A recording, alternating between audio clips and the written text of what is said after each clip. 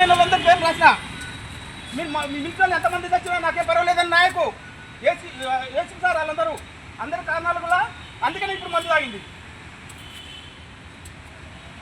ఇదిగో సచివాలయం ఇచ్చిన కలెక్టర్కి ఇచ్చినాయి, మున్సిపాలిటీలోకి వచ్చినాయి, మున్సిపల్ కమిషనర్ కలెక్టర్ గారికి ఇచ్చినాయి, ఇదిగో మన మినిస్టర్ ఇచ్చిన కాగితం, ఇదిగో మళ్ళీ నా విన్నప పత్రం ఎందుకు కారణము ఆత్మహత్య చేసుకుంటున్నాను దానికి కారణం ఇది.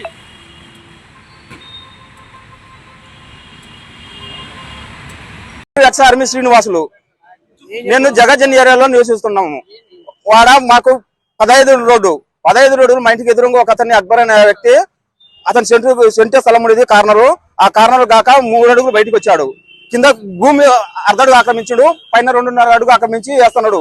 దానికి మేము పిటిషన్లు ఇచ్చుకున్నాం. సార్ ఇట్లా పని అని కమిషనర్కి ఇచ్చా, కలెక్టర్కి ఇచ్చా, స్పందనలో పెట్టా. ఆ తర్వాత వీళ్ళంతా కాక చూసిపోయారు. మళ్ళీ మినిస్టర్ కాడికి పోయినా, మినిస్టర్ కాడికి పోతే మినిస్టర్ కూడా తీసేయమని లెటర్ ఇచ్చాడు, ఆయన సంతకం పెట్టి సీలేసి. ఆయన కూడా వీళ్ళు పట్టించుకోలేదు. ఆ నాయక్ సార్ అంటాడు, మీ అట్టాల్లో ఆర్మీ నాయకుడు ఉన్నాడు ఏసీపీ కింద, నాయక్ సారు మీ అట్టలు ఆర్మీలు ఎంతమంది తెచ్చినా మేము పట్టించుకోము, మాకు లెక్కలేదు, ఇట్టలు ఎంతమంది పోతుంటారు వస్తుంటారు, మాదే మా ఇష్టం అంటున్నాడు. అడుగు సార్ ఆయన నాయక్ సార్ ఏసీపీ కింద నాకు నేను సిగ్నల్ లో పనిచేసా, సిగ్నల్ కోర్ అంటే ఇండియన్ ఆర్మీలో నెంబర్ 1 ఉంటది, అది కూడా కమ్యూనికేషన్ పార్టీ, దాంట్లో పనిచేసి వచ్చా. ఇట్లాంటివన్నీ మాకు చాలా ఉంటాయి, కానీ చెప్పకూడదు సివిల్లో. మేము ఆర్మీ గురించి మేము చెప్పకూడదు. నేను ఎక్స్ ఆర్మీ అంతే. నాకు న్యాయం జరగలేదు.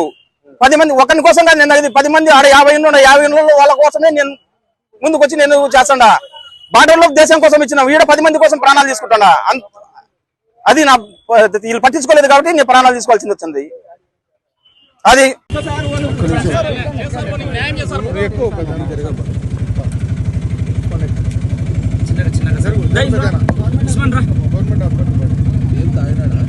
మందు తాగేసా, ఎలకల మందు కలుపుకొని పెనాయిలో తాగేసా, బాటలు